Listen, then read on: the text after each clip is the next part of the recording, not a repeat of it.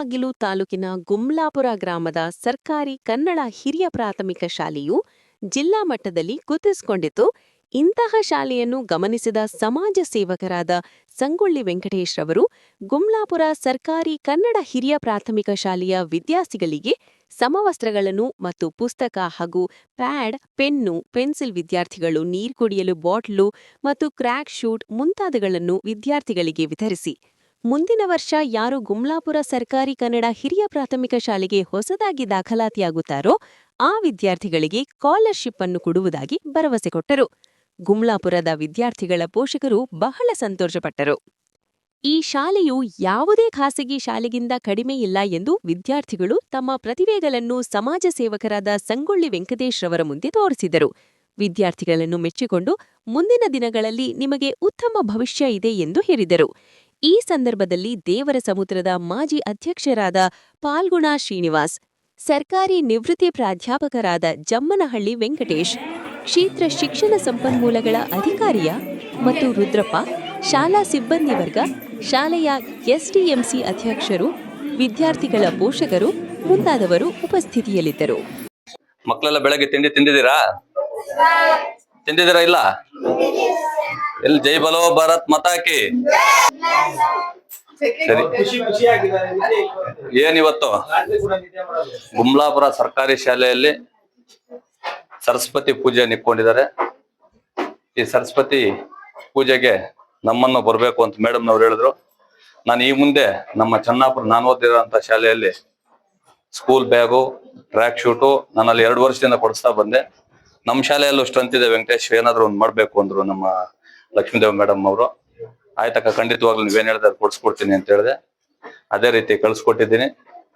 ನಮಗೆ ಬೇರೆ ಏನು ಉದ್ದೇಶ ಇಲ್ಲ, ಸರ್ಕಾರಿ ಶಾಲೆಗಳು ಉಳಿಬೇಕು ಅನ್ನೋದೇ ನಮ್ಮ ಉದ್ದೇಶ. ಈಗ ದುಡ್ಡಿರೋರು ಸೇರಿಸ್ತಾರೆ ಅಂತ ಹೇಳ್ಬಿಟ್ಟು ಪಕ್ಕದ ಮನೆಯವರು ಸೇರಿಸ್ಬೇಕು ಅಂತ ಅವರು ಪಾಪ ಸಂಘಗಳಲ್ಲಿ ಎತ್ಕೊಂಡು ಬಾಧೆಗಳು ಬೀಳೋರ್ನು ನಾವು ಬಹಳಷ್ಟು ಜನ ನೋಡಿದೀವಿ. ಅದಾಗಬಾರ್ದು. ನಾನು ದಯವಿಟ್ಟು ತಪ್ಪು ತಿಳ್ಕೊಬಾರ್ದು. ನಮ್ಮ ಮೇಡಮ್ನವ್ರಾಗ್ಬೋದು, ನಮ್ಮ ವಾಸಪ್ಪ ಮಾಸ್ಟರ್, ರುದ್ರಪ್ಪ ಮಾಸ್ಟರ್, ನಾನೊಂದು ಮಾತಾಡಕ್ ಬಯಸ್ತೀನಿ. ಈ ಸರ್ಕಾರ ಹೆಂಗಂದ್ರೆ ಕಳ್ತನ ಮಾಡಕ್ ಕಳ್ಸೋದು ಸರ್ಕಾರದವ್ರೆ, ಮತ್ತೆ ಅವ್ರು ನಡೆಯಕ್ ಪೊಲೀಸ್ ಅವ್ರನ್ನ ಕಳ್ಸೋದು ಸರ್ಕಾರದವ್ರೆ. ಈಗ ಸರ್ಕಾರಿ ಉದ್ಯೋಗ ಬೇಕು ಅಂದಾಗ ಸರ್ಕಾರ ಉದ್ಯೋಗ ಯಾರ್ಯಾರು ಪಡಿತಾರೆ ಅವ್ರ ಮಕ್ಕಳು ಕಡ್ಡಾಯವಾಗಿ ಓದ್ಲೇಬೇಕು. ಸರ್ಕಾರಿ ಶಾಲೆ ಕಂಡ್ರಿಷನ್ ಮಾಡಿದ್ರೆ ಈ ಪರಿಸ್ಥಿತಿ ಏನಕ್ಕೆ ಬರುತ್ತೆ ಶಾಲೆಗಳಿಗೆ?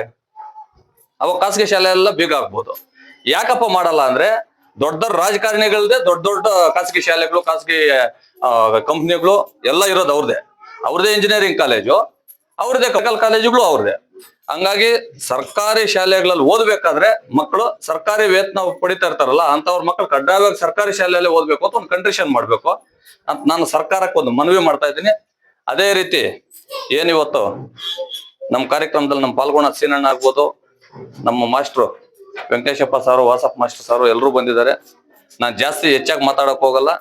ಇವಾಗ ನಮ್ಮ ರುದ್ರಪ್ಪ ಸರ್ ಹೇಳ್ದಂಗೆ ಎಲ್ಲರಿಗೂ ಕೊಡೋ ಮನ್ಸು ಇರಲ್ಲ. ಒಂದ್ 15 ಕೋಟಿ ಹೋದ್ಮೇಲೆ ಭಗವಂತ ಮನಸ್ಸು ಅವ್ರ ಹತ್ರ ಕಿತ್ಕೊಬಿಡ್ತಾನೆ. ದಾನ ಮಾಡೋವಂತ ಮನ್ಸು ಕಿತ್ಕೊಬಿಡ್ತಾನೆ. ನಾನು ಅಂದ್ಕೊಳ್ತೀನಿ, 100 ಕೋಟಿ ಇರೋರು ಇದಾರಲ್ಲ, ಯಾಕೆ ಇವ್ರಿಗೆಲ್ಲ ಕೊಡಕ್ ಮನ್ಸು ಬರಲ್ಲ ಅಂದ್ರೆ ಲಕ್ಷ್ಮೀ ದೇವಿ ಜಾಸ್ತಿ ಆದಷ್ಟು ಅವ್ರಿಗೆ ಆ ಬುದ್ಧಿ ಕಿತ್ಕೊಬಿಡ್ತಾನೆ. ಎಲ್ಲರ ಹತ್ರ ಉಗಿಸ್ಕೋಬೇಕು ಅವ್ರು. ಏನಪ್ಪ ಇಷ್ಟಿದ್ರು ಒಬ್ರು ಕೊಡಕ್ ಬರಲ್ಲ ಅಂತ. ಸರ್ ನಮಸ್ತೆ. ಯಾರಾದ್ರೂ ದೊಡ್ಡ ಮನ್ಸು ಮಾಡಿ ಈ ಊರ್ನವ್ರು ಎಲ್ಲರೂ ಶ್ರೀಮಂತರ ಇರಕ್ಕಿಲ್ಲ, ರೂಪಾಯಿ ಕೊಡ್ತೀನಿ ಅಂತ ಹೇಳಕ್ ನಾನು ಇಷ್ಟಪಡ್ತಾ ಇದ್ದೀನಿ. ಉಳಿದಿತ್ತು ಇನ್ಯಾರಾದ್ರೂ ದಾನಿಗಳಿರ್ತಾರಲ್ಲ ಅವ್ರ ಕಡೆಯಿಂದ ಕೊಡಿಸಿ ಒಂದು ಗುಂಟೆ ಅಷ್ಟು ಜಮೀನ ಮಾಡ್ಕೊಂಡ್ರೆ ನಮ್ ರುದ್ರಪ್ಪ ಸರ್ ಹೇಳಿದ್ರೆ ಅವ್ರ ಇಲಾಖೆಯಿಂದಾನೆ ಒಂದು ಕಟ್ಟಡ ಕಟ್ಟಕ್ಕೆ ಮಾಡ್ಕೊಡ್ತೀವಿ ಅಂತ ಮಾಡ್ಕೊಳ್ಳಿ. ಚೆನ್ನಾಗಿ ಮಕ್ಕಳು ಓದ್ಲಿ, ಗೌರ್ಮೆಂಟ್ ಶಾಲೆಗಳು ಉಳಿಬೇಕನ್ನೋದೇ ನನ್ನ ಉದ್ದೇಶ. ಇಲ್ಲಿ ಕರೆದು 2 ಮಾತು ಮಾತಾಡಲು ಅವಕಾಶ ಮಾಡ್ಕೊಟ್ಟಂತ ತಮ್ಮೆಲ್ಲರಿಗೂ ಒಂದ್ಸರಿ ನನ್ನ ಮಾತು ಮುಗಿಸ್ತಾ ಇದ್ದೀನಿ. ಜೈ ಹಿಂದ್.